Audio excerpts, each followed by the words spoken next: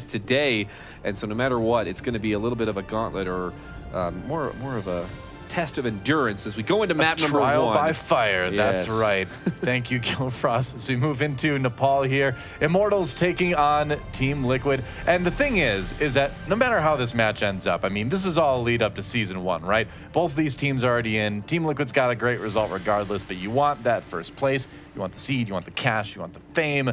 And they're going to start things off on Nepal, a map they just won on, but it was really close, wasn't it? Yeah, it was very close indeed. But if Immortals, especially since we are going to be starting on Sanctum, can take this point that Team Liquid looked more convincing on than their other Nepal points right here, could be a bad omen for them. So looking to start strong, both of these teams, and from reality at least showing the soldier right now. Team Liquid also going back to that triple DPS strategy that won them the day just about 15 minutes ago. I love these little rooms because basketballs are such good target practice before we go into the game. It's so useful. Don't waste your time switching to random heroes. Just shoot those basketballs. Here we go. Team Liquid versus Immortals. Little high ground battle beginning already, as it usually does. See if anyone can get the early picks. AZK coming around the side. Takes quite a few shots, so has to be careful. Down to about 50 health already before he gets a bit of healing from Dahang. Yeah, health pack control does go over, but with the healing, does end up pushing out the other Tracer and getting the flank advantage right now. Immortals at least has the Diva to block a lot of this incoming damage, so we have to keep an eye on Hyped and see how well he's going to be controlling Fury's Soldier. That's the question, right? Hyped trying to do just that with the defense matrix on the point right now. Immortals kind of staying out the outside, but look, Agility's already 2 kills with that Tracer, swapping it up a little bit for that one. Immortals almost takes a point back off. They're being very cautious about how they approach this, and for good reason. They do get it first. We'll see how long they can hold it. Agility's continuing just to pull back over the flank right now, trying to find Shatter 2K, who has that Discord orb on him on the Genji, but they have control over the high ground on the point right now. So a lot of soldier damage coming through, and that's going to be an early Transcendence. Yeah, it can help TL flip it maybe early on. They've nearly got it already. Agility's just being a bit annoying, but it looks like they should have it. All right, so 18% taken by Immortals. Have to back off a little bit as TL gets their control percent building. So quick reversal on the point. Immortals will be waiting for Agility's Team Liquid. A couple of big DPS ults coming through with the Dragon Blade and the Tac Visor available, but they are down support ults right now. So it comes down to Kariv's timing here on the Transcendence. Aggressive dive coming in for Immortals. There's a kill for Agilities. They trade 1-1. He gets out of there, but Transcendence used by Kariv to try to keep everybody up. Shatter kind of has to stay on the outside right now. Maybe finds a target on Agilities. We'll see if he can finish him off. Super low. Looks like he'll get away for the moment. Maybe, maybe not. No, Messer comes in and finishes him off. Meanwhile, Immortals, though, do get purchase on the point, and they will flip it back. Really back and forth round already. Oh, man, Doa, that was such a disaster for Team Liquid. They used the Tac Visor, and they dropped the Dragon Blade as well. But Kariv managing to protect his team with that Transcendence. They are the ones who actually win the fight, and they don't commit hardly anything outside of the Trance. So they are going to have a huge ult economy advantage for the foreseeable future, and should be able to take this up above 90%. Yeah, Grim on the run there, dodges the Pulse Bomb, and the Flying Gorilla has to back away from the Genji now as he tries to get back on the point. Verbo did use the Sound Barrier, but Team Liquid seems to be kind of burning through it. Now the Sound Barrier comes in for TL, and they've got a chance to flip it back. They've nearly got it, like 0.001 seconds, and they'll be able to flip it back. Agilities falls off somehow. And with that self-destruct, Team Liquid, no, not quite having enough space to do it. Hyped managing to hold for just a second here. A lot of percentage actually getting built up by Immortals during all this, and wow, I cannot believe they held on to that. That was so close. I can't believe it either. Grim Reality was left isolated all on his own against AZK and Messer and went down without popping that Tac Visor. Looked like they were going to win after that crucial pickoff, but Immortals manages to bounce back, and now they still have that Tac Visor in their pockets, and Kariv already with another Transcendence. Oh, early Transcendence used there. As the dive comes in for TL, both Zenyatta's dropping it. Shatter 2K still has that blade to blood. Grim Reality goes down before he has a chance to use his Tac Visor. And here comes Fury now. We'll see what he can pick up. Meanwhile, on the point, Fate trying to stay alive. That Pulse Bomb does not connect. Agility's back down there to help his tanks out. The kills coming in for Team Liquid, though, and they might be able to flip it. Meanwhile, 99%. We are into overtime already, and Hyped just trying to sustain, trying to give Agilities and Fate time to come back here. We'll see what they can do. Verbo back on the point now. Gotta watch out for those boops. Rafa trying to stay alive, trying to keep his team's hopes alive here. Gets enough time built up for Shader2K to come back in. He got 2 kills with the Dragon Blade, but is it enough? Immortals just seems to be grinding their way to a win here, and they will on Sanctum, but definitely a competitive round. The counter dive was so huge there from Immortals. Team Liquid was trying to focus down the enemy soldier. They would go in on Grim Reality, but the answer that Immortals was offering was to kill both support players on Team Liquid instead. And once that healing line was cut off, doesn't matter if you lose that soldier because the sustain should be able to drive your team to a victory. So the dive trades into the backline were heavily in favor of Immortals over the course of that point as a result. Working out. Fate got his basketball skills here. Or his juggling skills, hard to tell which is which. I always wanted to juggle with a lightning gun. Did you? Yeah, sure, why not? You can not? juggle with basketballs at least. That's a little bit more reasonable. No, I like my way better though. Testful juggling. It's flashier, you know? Sounds fun to me. Here we go, on to Village. Team Liquid looking to tie things up here in our finals for Contenders Season 0. On the NA side of things, battle on the high ground once again. Mezer taking up the front line, backing away to get a little bit of health back. Has to be careful here. AZK on the run as well. Fate with the early kill to Shader2K actually. And Immortals coming out ahead so far. They've just got them bottled up in those back rooms, and that may mean an early point take by Immortals. We'll see if they get back to the point to actually do it. Agility's back on the Genji this time. I'm happy to see him make the switch.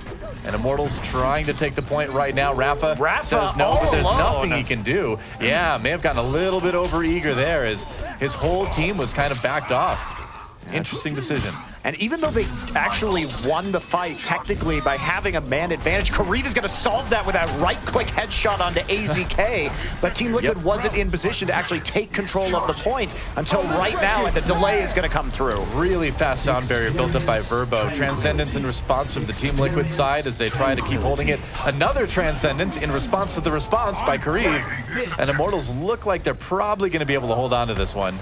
We'll see. There's a big investment, though. Both of the support ultimates had to be dropped by Immortals, and Agility's also using the Dragon Blade. So Team Liquid's going to come back with a strong counter punch right here. So Rafa is right up there with the sound barrier right now. This is now Team Liquid's fight to lose. They should be able to reverse this cap. Grim Reality, unless he can get a big pick off here with a pulse bomb. Well, that's the idea.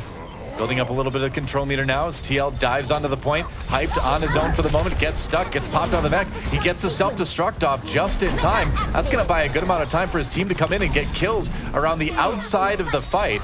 We're watching the point, but on the outside, Fate, Agilities, chasing down the squishy members of TL.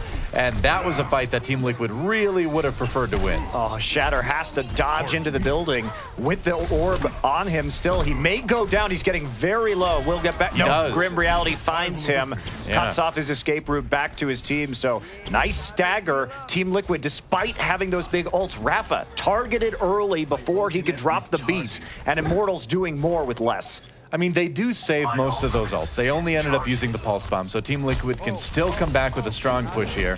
But at nearly 99% already, it's going to be tough even if they do take the point. Here comes the Dragon Blade. Shader2K looking for some shots, cuts down Kareev, goes for the other support, gets it, and Immortals, they're just going to let this one happen. I think Fate may want to back off here.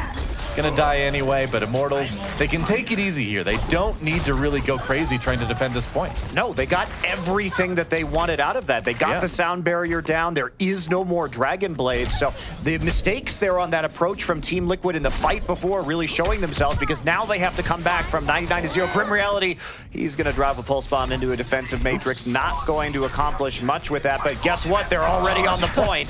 All right, interesting. Team Liquid off the point for just a moment. Fate tries to take advantage of it. He's gonna dive in now. Ooh, goes after Shader2K. There's a Primal Rage at a time when Team Liquid may not have been expecting it. Oh, my dear Rafa, the trouble you are in right now. That is not a room you want to be in with Fate. Gonna get both supports and Immortals back onto the point again. They had plenty of time to retake this one, but they may not even require too much of it.